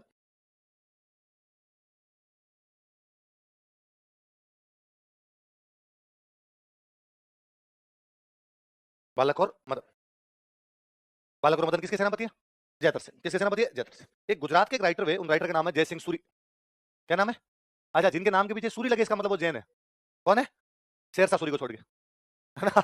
कई बार मैं ये बात बोल देता हूँ, जिनके नाम के पीछे सूरी लगे वो सारे के सारे कौन है? जैन। फिर स्टूडेंट वहां जाने से पहले पहले पकड़ता है, सर आपके बुढ़ापे का असर है। सर आपने कैसे कह दिया सूरी सारे जैन होते हैं? मगर है, पर सर शेरशाह सूरी, मगर पहली बात तो उस बंदे का नाम है शेरशाह सूर। क्या नाम है उसके? पता नहीं सूरी कैसे लग गया अपने इतिहासकारों द्वारा, उस बंदे का नाम शेरशाह सूर है। उसके बाकी पूरे परिवार का नाम इस्लाम शाह सूर, सिकंदर शाह सूर, सब आलम शाह सूर वैसे मिलते हैं, उसके नाम क्या लग गया? और यदि सूरी मान बोलो तो वो उसको अपवाद छोड़ दिया, शेरशाह सूरी को छोड़ के जाते बाकी सारे सूरी वो कौन है? तो एक राइटर उनका नाम क्या है? जय सिंह सूरी। और इन्होंने एक बुक लिखी है हमीर मद मर्दन। कौन सी बुक लिखी है? कौन सी बुक बताओ? और इस बुक के अंदर हमें इस युद्ध की जानकारी मिलती है। कौन से युद्ध की? भूताला का युद्ध। किस किसके बीच में हुआ? जयत्र सिंह और किसकी जीत हुई? जयत्र सिंह के सेनापति कौन कौन है? जानकारी कौन सी किताब में? किसने लिखी? देखो, जय सिंह सूरी की पुस्तक हमीर मद मर्दन से, बुक हमीर मद मर्दन ऑफ जय सिंह सूरी। जय सिंह सूरी की पुस्तक हमीर मद मर्दन से, बुक हमीर मद मर्दन ऑफ जय सिंह सूरी। जय सिंह सूरी की पुस्तक हमीर मद मर्दन से, बुक हमीर मद मर्दन ऑफ जय सिंह सूरी। जय सिंह सूरी की पुस्तक हमीर मद मर्दन से, बुक हमीर मद मर्दन ऑफ जय सिंह सूरी। इस युद्ध की जानकारी मिलती है, provides information about this battle. इस युद्ध की जानकारी मिलती है, provides information about this battle. इस युद्ध की जानकारी मिलती है, provides information about this battle. कौन सी युद्ध की जानकारी मिलती है? भूताला युद्ध। किसकी जानकारी मिलती है? भूताला युद्ध की। कौन सी किताब में? हमीर मद मर्दन। किसने लिखी? अब अपने इसके नाम पर आते हैं, बुक का नाम बोलो। हमीर मद। मैं एक एक शब्द का पोस्टमार्टम करता हूँ। मर्दन का मतलब था तोड़ना। मर्दन का मतलब क्या था? है ना, तोड़ दिया गया, मतलब मर्दन कर दिया गया उसका। मद, मद का मतलब होता है घमंड। क्या होता है? घमंड तोड़ दिया। मद मर्दन मतलब क्या हो गया? घमंड तोड़ दिया। मद का मतलब क्या हो गया? घमंड। और मर्दन का मतलब क्या हो गया? तोड़। हमीर किसी का नाम है, हमीर मद मर्दन, हमीर का घमंड तोड़ दिया गया। किसे घमंड तोड़ दिया गया? फिर हमें लगता है यार इसमें अमीर तो कहीं है ही नहीं, इसमें राजा तो एक है जयत्र सिंह, एक कौन है? इल्तुतमिश। हमीर कहां से आ गया? फिर इसमें घमंड तो टूटा इल्तुतमिश का। भाई हारा कौन है? वो दिल्ली से चला के आया था मेवाड़ पे कब्जा कर लूंगा, लेकिन मेवाड़ वालों ने कुटामारी करके वापस भगा दिया, तो बेइज्जती किसकी हुई है? घमंड किसका टूटा है? किताब करिए किसका टूटा है? तो क्या ये भाई साहब, ये क्या लोचा है इसके अंदर? फिर जब हम उस बुक को पढ़ते हैं तो हमारे धीरे धीरे चीजें समझ में आती है। मुसलमान राजा नए नए आए थे। आप यूं मान लीजिए इल्तुतमिश दिल्ली का पहला राजा है। इससे पहले कोई भी दिल्ली के अंदर मुसलमान राजा ने डायरेक्टली शासन नहीं किया। आ गया था कुतुबुद्दीन ऐबक, इससे पहले आ गया था, पर कुतुबुद्दीन ऐबक ने राजधानी बना रखी थी लाहौर। कौन सी थी? दिल्ली में आके मुस्लिम सत्ता को स्थापित कर रहा था। कौन कर रहा है? 1192 में तो मुसलमान भारत में आए थे। पहली बार उनका भारत में कब्जा कब होता है? 1192, जब तराइन का दूसरा युद्ध वो जीत जाते। 1227, मतलब 30-32 साल की बात हुई, ज्यादा बात भी नहीं हुई। मुसलमान जो राजा थे इनको बोला करते लोग, क्या बोलते? जो रॉयल क्लास के लोग होते, राजा, मंत्री, उसके जो भी राजा के आगे भाई बंधु जो भी होते, उनको क्या बोला जाता? यार अमीर लोग हैं। ये कौन है? फारसी भाषा का शब्द है अमीर, जिसका मतलब होता है राज परिवार के लोग। राजा के जो लोग होते हैं उनको क्या बोलते हैं? अमीर। इसलिए किताब में बार बार ये लिखा हुआ है कि दिल्ली का अमीर इल्तुतमिश आया था, दिल्ली के अमीर इल्तुतमिश को हरा दिया गया, दिल्ली का अमीर इल्तुतमिश यहाँ पर हार के गया था, दिल्ली के अमीर को जतर सिंह ने हराया था। वो अमीर अमीर अमीर अमीर होता अपनी भाषा में क्या हो गया? तो वास्तव में हमीर नहीं है, वास्तव में क्या है? अमीर मतलब राजा। राजा कौन है? अब कोई पूछे कि इसमें हमीर किसको कहा गया? बोले बड़ी बात। और देखो आज जिंदगी शब्द हम इस्तेमाल कर रहे हैं। आज भी कोई पैसे वाला होता है, हम क्या कहते हैं? पहले पैसे वाला राजा ही होता था, तो राजा क्या बोलते हैं? अमीर। आज भी अपने कोई आदमी एटीट्यूड में भी होगा भाई साहब, ये अमीर हो गया आजकल, इसलिए इसमें घमंड आ गया। करते हैं ना ऐसी बातें, सेम की सेम बात। देखो इस पुस्तक में, इन दिस बुक, इस पुस्तक में, इन दिस बुक, इल्तुतमिश को हमीर कहा गया है। Iltutmish is referred as Hamir, refer किया गया उसे इस रूप में। Iltutmish is referred as Hamir. Iltutmish को हमीर कहा गया है। Iltutmish is referred as Hamir. अब हमीर की जगह रिप्लेस करके लगा दो इल्तुतमिश। अब बुक का नाम बोलो। हमीर की जगह इल्तुतमिश बोलो, अब क्या होगा? इल्तुतमिश मद मद। अब समझ में आ रही है? इल्तुतमिश का घमंड टूट गया, टूटा ही है। हार के जाएगा तो बंदे क्या टूटेगा? घमंड टूटेगा। अब और सुनो, कौन सा युद्ध हारा इल्तुतमिश? मुसलमान राजाओं में एक बहुत अच्छी विशेषता थी, उनको जब भी लगता वो हार रहे हैं वो वापस पीछे हट जाया करते, वापस चले जाया करते। ठीक है, जैसे 20,000 सेना लेके आया कोई राजा और 5,000 आते ही मर गए 1 घंटे में, उसको समझ आया बाकी 15 भी 3 घंटे में चल जाएंगे। क्यों मरना भाई साहब? वो अपने बाकी 7 वालों को चप्पलें हाथ में लो, जितने तेज भाग सकते हो भागो अपने। 7 वाले कहते अरे नहीं लड़ेंगे, नहीं भाई साहब जान है तो। अगली 15,000 बच गए, अगली बार 25,000 और लाएंगे, 40,000 आएंगे, फिर लड़ेंगे। और यही 15,000 मर गए तो अगला मौका भी अपने को मिलेगा। अपने राजाओं के साथ में ये समस्या थी। अपने राजाओं का 2 ही काम था, विजय या वीरगति। क्या था? या तो जीत जाएंगे या हार के वापस जाने को अपने वाले अच्छा मानते, और कोई हार के चला भी जाता तो अड़ोसी पड़ोसी जीने नहीं देते। बस देता ही दम नहीं है, पता चल गया पुदीना। और मैं कहता हूं राजाओं का टाइम छोड़ दीजिए, आज भी आप तो आरएस में फेल हो जाओ, आपके घर में आपके पापा को आप प्री फेल हो जाओ, आपके पापा कुछ नहीं, पापा कोई बात नहीं, पढ़ बैठे। जो एग्जाम देता है वो फेल होता है, कोई ने इस बार ट्राई की फेल हो गया, अगली बार पास होगा और अच्छी तैयारी कर ले, मैं पैसे लगाऊंगा। आपको लगता है मेरे साथ घर वाले खड़े तो मेरे को पढ़ाई कर लेनी चाहिए, 20,000 लोग प्री में पास होंगे, सारे तो कैसे पास होंगे, तू नहीं हुआ अगली बार होगा, ऐसी बातें करते हैं। और आपका कोई ना कोई पड़ोसी उसको पता है कि तुम प्री फेल हो गए हो, फिर वो कहता है और रिजल्ट कब आ रहा है? अरे क्या करना है रिजल्ट का, है ना? मतलब मेरे पास 10th 12th में पढ़ा करते, जब घर वालों को चिंता नहीं होती रिजल्ट का बारे, अड़ोसियों पड़ोसियों को भाई साहब इतनी चिंता हुआ करती। तो अपना समाज आज भी वैसा ही है। आप आरएस का प्री पास किया, मेंस पास किया, इंटरव्यू दिया, बड़ी बात है ना, आपने मेहनत की तभी तो इंटरव्यू तक पहुंचे। भाई कितने लोग इंटरव्यू देते हैं पूरे राजस्थान में? 2,000। आप राजस्थान में 2,000 लोगों पहुंचे, इसका मतलब मेहनती हो, संघर्षशील हो, मेहनत की, इंटेलिजेंट हो, तभी वहां पर आप पहुंचे। पर चूंकि सेलेक्ट तो कितने होने? 1,000। 1,000 तो घर आएंगे, पड़ोसियों को पता चल गया कि आप घर आ गए, आपका फाइनल सिलेक्शन, फिर वो पूछेंगे और एसडीएम साहब कहाँ है आजकल आपकी ज्वाइनिंग?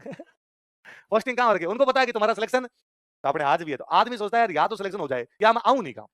गाँव आते आसपास वाले बाद में खा जाएंगे अपने। वैसे वैसे राजाओं के साथ समस्या थी, या तो जीत जाएंगे या मर जाएंगे, हार के वापस आएंगे। और अपने तो भाई साहब रानियां इतनी खतरनाक हुई है कि बापड़ा कोई आदमी हार के आ गया तो उसने कहा मैं तेरा तो मुंह ही नहीं देखती। तो उसको लगता है लुगाई से बेइज्जती करने से अच्छा है मर जाऊं मैं वहीं पे, मेरे को वापस जाने की आवश्यकता। पर इल्तुतमिश जब इस युद्ध में हारने लगा तो इल्तुतमिश यहाँ से भाग गया। अच्छा आपने एक समस्या और थी, आपने भागती भी सेना का कभी पीछा नहीं किया कि दुश्मन की सेना भाग रही है तो उसका पीछा करना और अपने लगा बेचारों को क्या मारना, जो भाग ही रहे हैं उनको मारना। उधर वालों का सिस्टम था कि भाग रहे तो अब तो पक्का मारू रहे, भागने मत दो वरना भागे पहुंच गए तो और साथियों को लेकर जाएंगे, बीच में सल्टाओ इनको एकदम। जब इल्तुतमिश की सेना भाग रही थी, जयतर सिंह ने सेना देखा इल्तुतमिश की सेना भाग रही है, उन्होंने कहा ओ भागे भागे जीत गए, तो उन्होंने तो भूताला में तमन से भी डिस्को किया भाई साहब। इल्तुतमिश भागा तो भूताला से भागते हुए नागदा के पास से गया, कहां से गया, तो नागदा में घर जला गया, आग लगा गई उसकी सेना नागदा के अंदर। भाई सेना तो पूरी पूरी कहां गई थी, भूताला नागदा तो खाली पड़ा था, तो घरों में आग लगा गए, लूट गए घरों को। जयतर सिंह ने थोड़ी देर बाद में उन्होंने देखा नागदा में तो लूटपाट हो रखी है। तो जयतर सिंह ने एक बात समझ में आई कि राजधानियां कभी प्लेन इलाके में नहीं होनी चाहिए, कौन सी पहाड़ों में बनाई जाए राजधानी ताकि दुश्मन जल्दी से चढ़ ही नहीं पाए, और चढ़ जाए तो भी इस प्रकार से लूटपाट है। इसलिए जयतर सिंह ने राजधानी बनाई, बाद में चित्तौड़ कहां बनाई, किला तो अपने पास ही तोड़ पड़ाई है, उसको अपने क्या बना लेते हैं राजधानी। देखो इल्तुतमिश की भागती हुई सेना ने returning army of Iltutmish return करती हुई वापस लौटती हुई, इल्तुतमिश की भागती हुई सेना ने returning army of Iltutmish Nagda को लूट लिया था, डेस्ट्रॉइड नागदा या डिमोलिस्ट नागदा, डिमोलिस्ट किया उन्होंने, हानि पहुंचाई, नागदा को लूट लिया था, डिमोलिस्ट नागदा। इल्तुतमिश की भागती हुई सेना ने returning army of Iltutmish Nagda को लूट लिया था, रिटर्निंग नागदा। अतः जयतर सिंह ने चित्तौड़ को अपनी राजधानी बनाया, तो Jaitra Singh made Chittor as his capital. अतः जयतर सिंह ने चित्तौड़ को अपनी राजधानी बनाया, so Jaitra Singh made Chittor as his capital. अतः जयतर सिंह ने चित्तौड़ को अपनी राजधानी बनाया, so Jaitra Singh made Chittor as his capital. Jaitra Singh ने किसको राजधानी बनाया, चित्तौड़ को अपनी राजधानी बनाया। इल्तुतमिश तो हार के भाग गया। इसके बाद में एक राजा और बनता है वहां पर, उसका नाम था नासिरुद्दीन महमूद। कौन नाम था, दिल्ली का राजा चेंज हो जाता, दिल्ली का राजा कौन हो गया, नासिरुद्दीन महमूद को लगा कि यार इल्तुतमिश की तो चित्तौड़ में पार नहीं पड़ी, क्या पता मैं ट्राई करूं पार पड़ जाए। तो 1248 के आसपास में दिल्ली की तरफ से कौन अटैक कर देता है, नासिर। जयतर सिंह ने इसको भी हरा के वापस भगाया। तो जयतर सिंह दिल्ली के दो सुल्तानों को हराकर वापस भगा देता है, किस किसको, इल्तुतमिश और नासिरुद्दीन महमूद। देखो 1248 ईस्वी में इन 1248 एडी 48 एडी 1248 ईस्वी में इन 1248 एडी इसने दिल्ली के नासिरुद्दीन महमूद को हराया था, he defeated Nasiruddin Mahmud of Delhi. इसने दिल्ली के नासिरुद्दीन महमूद को हराया था, he defeated Nasiruddin Mahmud of Delhi. Delhi के नासिरुद्दीन महमूद को हराया था, he defeated Nasiruddin Mahmud of Delhi. Delhi के कौन से राजा को हराया था, नासिरुद्दीन महमूद। किसने किसने हराया था, अच्छा अपने मेवाड़ के एक साइड में तो लगा करता था मालवा, क्या लगता, मालवा में राज हुआ करता परमारों का, किसका रास्ता, एक साइड में लगता गुजरात, और गुजरात में रास्ता चालुक्य। कौन सा वंश था, अच्छा उस समय राजा महाराजा चाहते कि इधर कब्जा कर ले उधर कब्जा कर ले, सब तक ये चलता, चालुक्य चाहेंगे मेवाड़ पर कब्जा कर ले, मालवा वाले चाहेंगे मेवाड़ पर कब्जा कर ले, मेवाड़ वाले चाहेंगे उधर कब्जा कर ले। चालुक्य शक्तिशाली हुए, चालुक्य ने आहड़ पे कब्जा कर लिया था। कहां कब्जा कर लिया, ये शक्ति कुमार और बीच में जो राजा बने इनमें शक्ति नहीं थी भाई साहब, तो चालुक्य ने कहां पर कब्जा करके, आहड़। क्यों आहड़ पे क्यों किया, व्यापारिक केंद्र है, कौन सा केंद्र है, तो भाई अब टैक्स मेवाड़ वाले लेते हैं, चालुक्य कब्जा कर लेंगे तो कौन ले लेंगे, चलो तो आहड़ पे कौन कब्जा के बैठे, चालुक्य। पर जयतर सिंह शक्तिशाली था, चालुक्यों को आहड़ से यदि कोई बाहर निकालता है वो भी कौन था, जयतर। देखो इसने आहड़ को चालुक्यों से मुक्त करवाया था, he got liberated Ahar from Chalukya. Chalukya कहां के थे, गुजरात, कोष्टक में गुजरात लिख लेना बोले, इसने आहड़ को चालुक्यों से मुक्त करवाया था, he got liberated Ahar from Chalukya. इसने आहड़ को चालुक्यों से मुक्त करवाया था, he got liberated Ahar from Chalukya.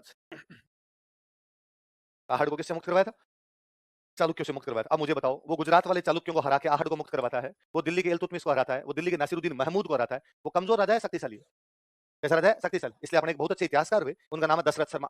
क्या नाम है, और दशरथ शर्मा कहते हैं कि जयतर सिंह का जो शासनकाल था, जयतर सिंह का जो टाइम पीरियड था, उसका जो टेन्योर था, उसका जो रिजीम था, लगभग 1213 से 1253 तक राजा रहता है। कब से कब तक रहता है, 1213 से लेकर 1200।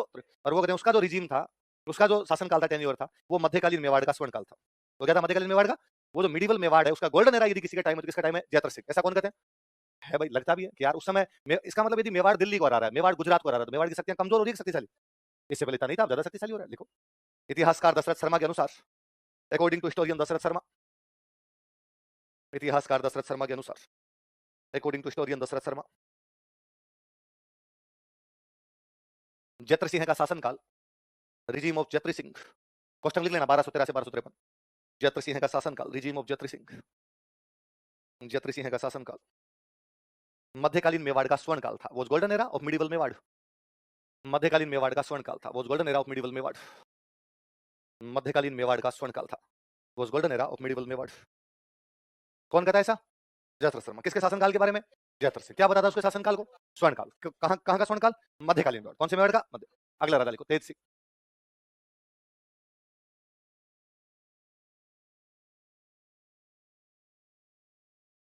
अगला राजा कौन है?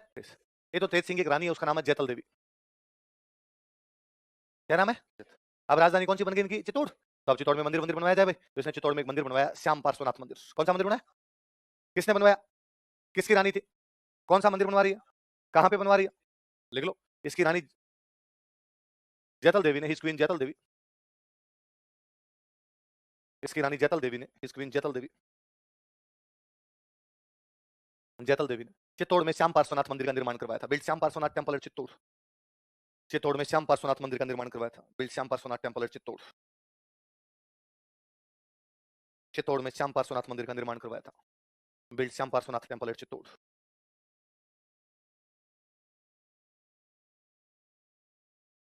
इसी में एक हेडिंग डालो, इसी राजा में एक, मैं बुक का नाम लिखूंगा, हेडिंग डाल लीजिए, फिर मैं समझाऊंगा क्या है। एक बार आप लिख लीजिए बस।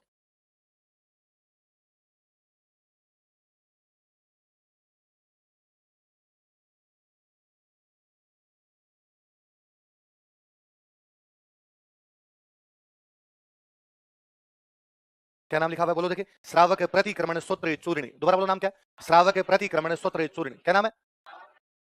श्रावक प्रतिक्रमण सूत्र, जैनों की किताब है। मैंने कहा कि पुरानी सारी किताबें किसकी लिखी हुई है? जैनों की किताब। आहड़ में बैठ के लिखी गई। कहां पर बैठ के लिखी गई?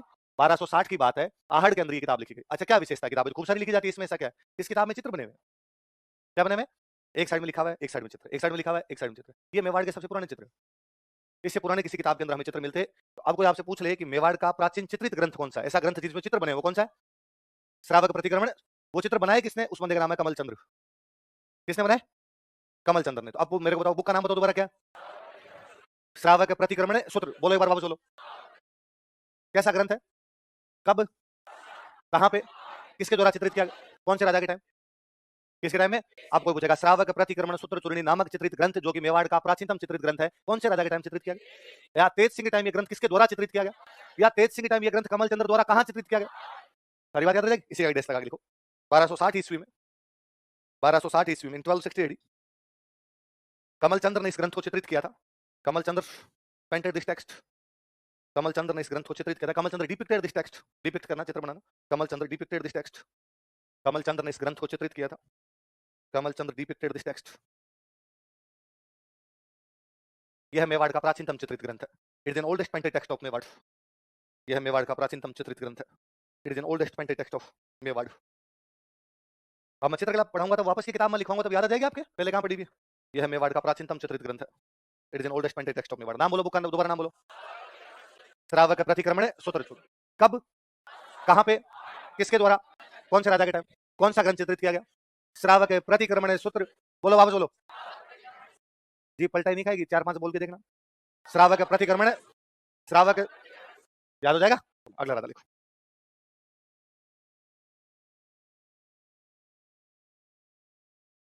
श्याम, श्याम कृष्ण भगवान का।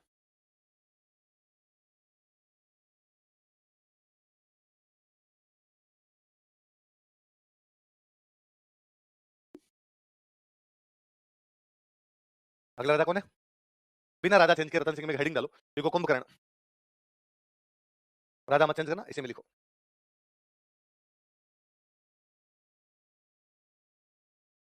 कुंभकर्ण। लिखो आगे, लिखो इसमें लिखो, यह रतन सिंह का छोटा भाई था। He was younger brother of Ratan Singh. या तो रावण का छोटा भाई था कुंभकर्ण, या रतन सिंह का छोटा भाई था कुंभकर्ण। यह रतन सिंह का छोटा भाई था। He was younger brother of Ratan Singh. होता क्या था सुनना देखो। राजाओं के राज में एक विशेषता ये थी कि जो सबसे बड़ा बेटा होता वो तो क्या बन जाता? राजा। बाकी जो उसके भाई होते ना, उनको किसी को एक गांव मिलता, किसी को 2 गांव मिलते, किसी को 3 गांव मिलते। जिन भाइयों को गांव मिलते, इन भाइयों को बोलते सामंत। क्या बोला करते? राजधानी वाला इलाका कौन रखता? राजा। बाकी गांव किसको देता? भाइयों को। राजा राजधानी में रहता है, भाइयों को क्या बोलते? सामंत। ये भाइयों को जो गांव मिलते, इन गांव को बोला करते जागीर। क्या बोलते? या इनको बोलते ठिकाना। क्या बोलते? और जो राजा के पास जमीन होती उसको बोलते खालसा। क्या बोलते? वह भूमि जो सीधे राजा के नियंत्रण में होती, डायरेक्ट राजा के कंट्रोल में होती, क्या कहलाती? खालसा। वह भूमि, वह लैंड जो राजा अपने भाइयों को अलॉट कर दिया करता, जागीर या ठिकाना। जिन भाइयों को जागीर या ठिकाने मिलते हैं उनको क्या बोलते? सामंत, या इंग्लिश में बोलते फ्यूडल्स। फ्यूडल लॉर्ड या फ्यूडल्स बोला करते इनको। अच्छा, मेवाड़ में जो भी राजा बनता हो नाम क्या लगा था? रावल। क्या लगा था? जैसे इनके सबके नाम देखो आप, बापा रावल, आलू रावल, आगे लगाए नहीं, आप लगा सकते हो। रावल जैत्र सिंह, रावल तेज सिंह, रावल रतन सिंह, इन सबके नाम क्या लगेगा? रावल। ये जो छोटे भाई होते जिनको जागीर और ठिकाना मिलते नाम क्या लगाते? राणा। क्या लगाते? उपाधियां थी। बड़ा भाई राजा बनेगा उसका लगा लेगा रावल, जो भाई जागीर मिलेगी सामंत बनेगा क्या लगा लेंगे? राणा। ऐसे रतन सिंह का भाई, उसका नाम है राणा कुंभकर्ण। क्या नाम है? लगाना नहीं, अपने कुंभकर्ण पढ़ रहे हैं तो नाम क्या लगता है उसके? राणा। अब दो तरीके, एक तरीका तो एक बड़ा भाई राजा बन गया, आप 2 गाँव लेके बैठ जाओ। एक तरीका है कि आपको लगे कि नहीं भाई साहब, दिल मांगे मोर, क्यों 2 गाँव लेके बैठ जाऊँ, मेरे को पूरा राज्य चाहिए। 2 तरीके हैं, एक तो भाई को मार दो, इस पे कब्जा कर लो, एक नई जगह जाओ, वहां पे कब्जा कर लो। नई जगह जा कब्जा करने के लिए भाई साहब जोर चाहिए। कुंभकर्ण वैसा ही आदमी था। कुंभकर्ण यहाँ से नेपाल चला गया। कहाँ चला गया? नेपाल में राजा बनता है। उसके नाम क्या क्या लगता है? राणा। इसलिए नेपाल के जितने भी राजा बने वो कौन से हो गए? राणा। इसलिए नेपाल वाली ब्रांच कौन सी होगी? राणा ब्रांच। कौन सी ब्रांच? चित्तौड़ वाली ब्रांच कौन सी है? रावल। वो वाली ब्रांच है राणा। ऐसे गोहिलों की कितनी ब्रांच थी? नेपाल वाली कौन सी ब्रांच है? मेवाड़ वाली। बोले बड़ी बात। तो अब नेपाल में वो राणा ब्रांच है, उसका फाउंडर कौन है? किसका छोटा भाई है? समझ में आई बात? देखो, इसने नेपाल में गोहिल वंश की राणा शाखा का शासन स्थापित किया था। नेपाल में गोहिल वंश की राणा शाखा का शासन स्थापित किया था। He founded rule of Rana branch of Gohil dynasty in Nepal. इसने नेपाल में गोहिल वंश की राणा शाखा का शासन स्थापित किया था। He founded rule of Rana branch of Gohil dynasty.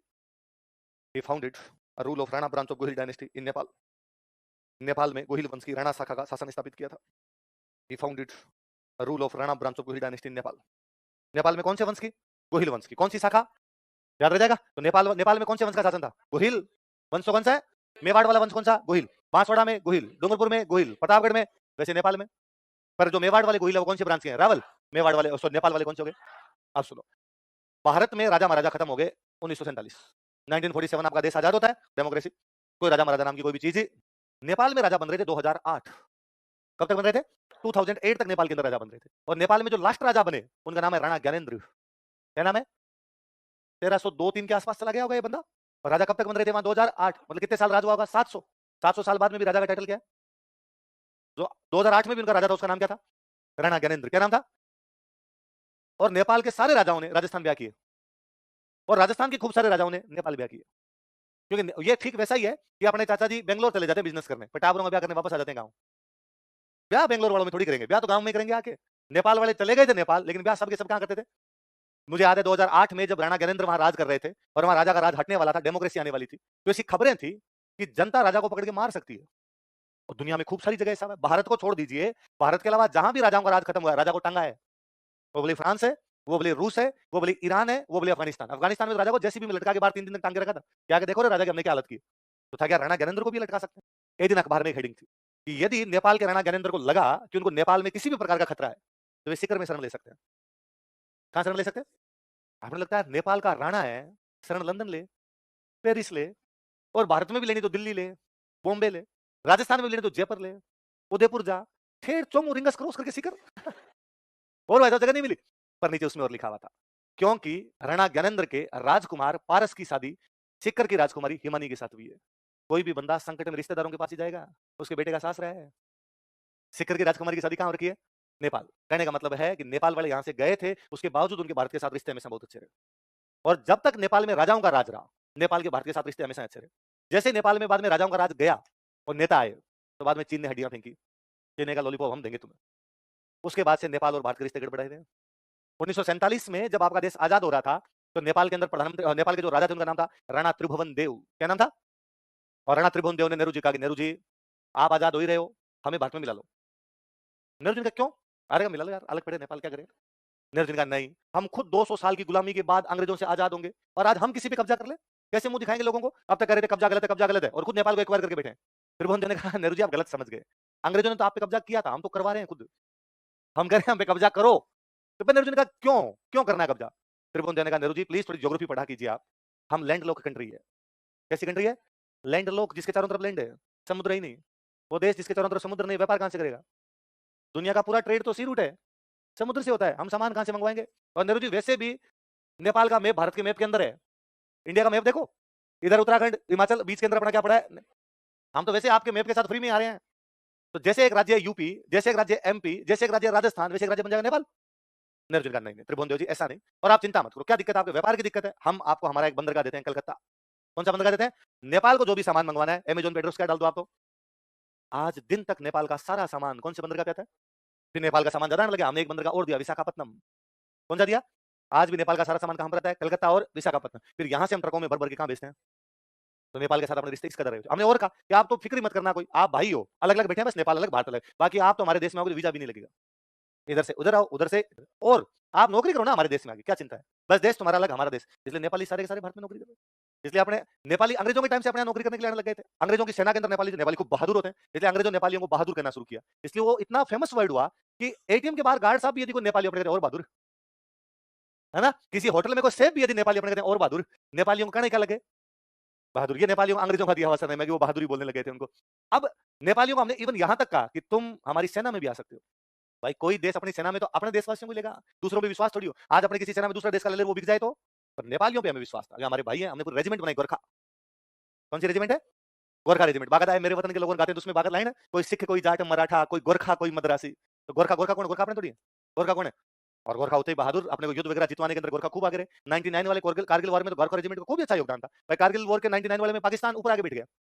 चोटियों पे कब्जा कर लिया, चोटियों पे कब्जा कर लिया। शुरुआत के अंदर अपने राजस्थान की रेजिमेंट में भेजी गई थी। गजब लड़ी अपने राजस्थान की रेजिमेंट। आप चूरू, सीकर, झुंझुनू का ऐसा कोई गांव नहीं देखेंगे जिसमें 99 में कोई शहीद नहीं है। पर फिर भी पहाड़ों पे राजस्थान वाला बंदा कैसे चढ़े? ऊपर चढ़ने की तो प्रैक्टिस नहीं थी। अपने कहते दोहरे पे चढ़ तो क्या पता भाग जाता अपने वाला, टीले पे चढ़ जाता, लेकिन पहाड़ पे चढ़ने की तो प्रैक्टिस ही नहीं थी। फिर अपने वाले लंबे चौड़े थे, शरीर के थोड़े, इसलिए पाकिस्तानियों को ऊपर से दिख जाते कि यार आ रहा है। ऊपर बैठा आदमी तो एक बम मारे तो 10 सैनिक मार दिए। फिर फाइनली हमें दिमाग में आया कि पहाड़ों पे कौन चढ़ सकते हैं? गोरखे। गोरखे होते भी तो हमने गोरखों कहा गोरखों चढ़ जाओ। गोरखे पहाड़ जानते थे, गोरखे इधर से उधर से, पाकिस्तानी 5 बैठे ऊपर कि नीचे से कोई हिंदुस्तानी 100 भी आएंगे धड़ धड़ धड़ उड़ा देंगे इनको। लेकिन इतने में कोई गोरखा धीरे धीरे धीरे उधर से पास में जाकर क्या उसने मारे सबको जा जाके बाद में। तो नेपाल के साथ अपने कितने अच्छे रिश्ते रहे होंगे कि देख लो कि वो सेना तक के अंदर अपने आते हैं, है ना? तो नेपाल में ये जाने वाला पहला जो हमारा बंदा था कौन था? कौन था? किसका छोटा भाई था? अभी ना कोरोना में जो कुंभ का मेला लगा था, तो कुंभ के मेले के अंदर सरकार ने कहा अरे कोई कुंभ के मेले में नहीं जाओगे कोरोना फैल जाए। और हमने सर घरों में बैठे ना भाई साहब, कुंभ का मेला बाद में डुबकी लगा लेंगे, 12 साल बाद में धो लेंगे अपने, लेकिन अभी कोरोना का डर है हम जाएंगे। मैंने अखबार में दिन फोटो देखी, नेपाल के पूर्व राणा ज्ञानेंद्र अपनी पत्नी और बेटे के साथ कुंभ के मेले में डुबकी लगाने पहुंचे। नेपाल का राणा कुंभ के मेले में डुबकी लगा के जा रहा है, इसका मतलब वो मानता है कि हम कहाँ से आए हुए? भारत के। भारत में कहाँ से आए हुए? मेवाड़। कहाँ से आए हुए? तो मेवाड़ से जाने वाला जो बंदा था वो बंदा कौन था अपना?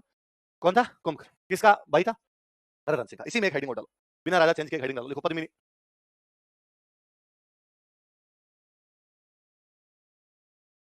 लिखो पद्मिनी।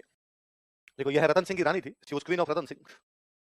यह रतन सिंह की रानी थी, she was queen of Ratan Singh.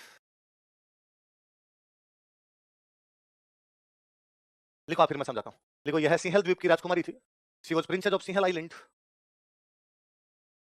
यह सिंहल द्वीप की राजकुमारी थी, she was princess of Sinhal island. यह सिंहल द्वीप की राजकुमारी थी, she was princess of Sinhal island. पिता का नाम था गंधर्व सेन और माता का नाम था चंपावती। लिख लो पिता फादर बराबर लिख लो गंधर्व सेन,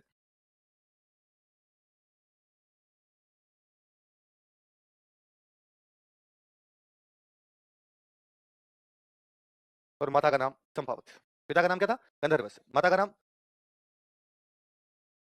पिताजी का नाम क्या था? गंधर्व सेन। मम्मी का नाम क्या था? चंपावती। किसकी रानी थी?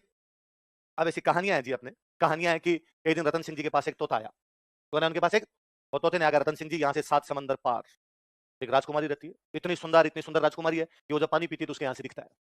और रतन सिंह जिस तोते के पीछे पीछे चले गए सिंहल द्वीप। कहाँ चले गए? अपने इतिहासकार कहते हैं सिंहल द्वीप का मतलब है श्रीलंका। क्या मतलब इसका? इसका मतलब रतन सिंह जी कहाँ चले गए? वहां जाके पद्मिनी को ढूंढने का प्रयास किया, और अगली राजा की बेटी महल में रहती, बाहर तो आए नहीं। रतन सिंह जी के पैसे टके खत्म हो गए, तो रतन सिंह जी वहां बन गए जोगी। क्या बन गए? सन्यासी बन गए, बाबा बन गए, और 7 साल तक बाबे के भेष में घूमते रहे। 7 साल बाद एक दिन सिंहल द्वीप के राजा को मिल गए। सिंहल द्वीप का राजा कौन है? गंधर्व सिंह। कौन है? उन्होंने पूछा यार यंग मैन, इतनी युवा अवस्था में तुम संन्यास धारण करके घूम रहे हो, किसी अच्छे घर के मालूम होते हो? और उसने कहा कि साहब मैं मेवाड़ का राजा रतन सिंह हूं। तो तुम ये युवा अवस्था में इस प्रकार क्यों घूम रहे हो, क्या कारण है? तो साहब कारण तो आपके महलों के अंदर है, मैं तो आपकी राजकुमारी से ब्याह करने के लिए आया था, पैसे टके खत्म हो गए, मिलने का कोई चांस बना नहीं, तो मैं क्या बन गया? जोगी। अब साहब श्रीलंका के राजा को पता चला कि मेवाड़ का राणा खुद मेरी राजकुमारी से ब्याह करने के लिए आया, वो बेचारा मना कहां करे? श्रीलंका बापड़ा छोटा सा देश, हमारे देश के मैप के साथ उनका मैप फ्री आता है। उन्होंने कहा साहब धन घड़ी धन भाग, आप तो राजकुमारी को साथ में ले जाओ। और कहते रतन सिंह वहां से पद्मिनी को लेके आ गया, और यहाँ पे चित्तौड़ लेके आ गया। पर इन कहानियों में लोचे हैं। पहली बात तो रतन सिंह का शासनकाल ही 1 साल का है। शासनकाल कितना है? 1302 से 1300, कहाँ 7 साल जोगी बन गए। श्रीलंका गए, फिर एक तोता आया, तोते ने बताया, यदि ऐसे तोते बताते ना तो सब लड़कों के पास एक एक तोता होता। ये कहते सर पढ़ाई करें नहीं करें पहले क्या लाएंगे, और वो बता देगा कि भाई तू पार्क में फालतू में चक्कर मार रहा है, उधर 2 गली छोड़ के पीछे हम बताते हैं तेरे को, उधर जाया कर थोड़ा ठीक रहेगा। पर तोते नहीं बोलते यार, तोते बोलते होते तो कोई ना कोई सब लोग ये जुगाड़ करते। तो इस कहानी में लोचे ही है कि वहां से लेके आ गया। पर ऐसा है कि, तो फिर बड़ा सवाल ये कि फिर पद्मिनी कहाँ की राजकुमारी थी? अपने राजस्थान के सोर्स ये कहते हैं कि बीकानेर में एक जगह पड़ती है पुगल। कौन सी जगह? पुगल नाम की एक जगह पड़ती है, और पुगल की राजकुमारी थी। और आज भी पश्चिमी राजस्थान में गांव के अंदर कोई बंदा, कोई लड़का ज्यादा नखरे करेगा, भाई इस लड़की से शादी नहीं करूंगा, ये मेरे को पसंद नहीं है, वो नहीं पसंद है, मेरे को तो ये चाहिए, ये चाहिए। तो घर वाले कहते थे अरे देख लेंगे कौन से पुगल की पद्मनी आएगी। तो आज भी पद्मनी तो कहाँ की मानी जाती है? आज भी दोहे बोले जाते हैं कि पुगल गडरी पद्मणि तू रानी सिरमोड़, हे पुगल गढ़ की पद्मिनी तू सभी रानियों में सिरमोड़, जैसलमेर जलम लियो परणी गढ़ चितौड़। उस समय भाटियों का इलाका था जैसलमेर वाला, पुगल वाला इलाका। तो जैसलमेर के अंदर पैदा हुई और तेरी शादी कहां पर जाके भी है? चितौड़। पुगल पुगल पुगल पुगल करते करते हो गया सिंगल सिंगल सिंगल करते करते क्या बना गए? और सिंगल से अपने वालों ने जोड़ दिया श्रीलंका। ऐसा कुछ भी ये केवल कहानियां, इन कहानियों का कोई भी लेना देना। कोई पुगल की एक राजकुमारी रही होगी, उसके यहाँ पर रतन सिंह के साथ शादी हुई है, ऐसा कहा जाता है। बेहद सुंदर थी रानी। रतन सिंह के दरबार में एक बंदा था, उसका नाम था राघव चेतन। क्या नाम था? और राघव चेतन ने एक दिन उसको देख लिया पद्मिनी को, और वो गिर गया नीचे। ये बात रतन सिंह जी को पता चली। रतन सिंह जी राघव चेतन का, राघव चेतन आज के बाद ही टांगे तोड़ दूंगा, बकवास आदमी। और राघव चेतन की बेइज्जती करके यहाँ से भगा दिया। अब राघव चेतन क्या करे, कहाँ जाए? तो दुश्मन का दुश्मन अच्छा दोस्त होता है। दिल्ली वालों से चित्तौड़ की बनती नहीं है, तो वो चला गया दिल्ली। और उन दिनों दिल्ली का राजा अलाउद्दीन खिलजी कौन है? और कहते हैं राघव चेतन ने जाके अलाउद्दीन खिलजी को बताया। अलाउद्दीन खिलजी क्या ही बताऊं तेरे को मैं। और इसने सारी इस प्रकार की बातें बताई और अपनी कहानियां कहती। इस चक्कर में अलाउद्दीन खिलजी ने इधर क्या कर दिया था, हटे। तो अलाउद्दीन खिलजी को पद्मिनी की सुंदरता के बारे में बताने वाला बंदा कौन था? देखो, राघव चेतन ने अलाउद्दीन खिलजी को पद्मिनी की सुंदरता के बारे में बताया था। इसी में कंटिन्यू कर लो पद्मिनी वाली बात में। Raghav Chetan told Alauddin Khilji about beauty of Padmini. Raghav Chetan ने अलाउद्दीन खिलजी को पद्मिनी की सुंदरता के बारे में बताया था। Raghav Chetan told Alauddin Khilji about beauty of Padmini. Raghav Chetan ने अलाउद्दीन खिलजी को पद्मिनी की सुंदरता के बारे में बताया था। Raghav Chetan told Alauddin Khilji about beauty of Padmini. Padmini की सुंदरता के बारे में बताया था। किसने बताया? राघव। बाकी कल पढ़ेंगे, याद करके आना सर।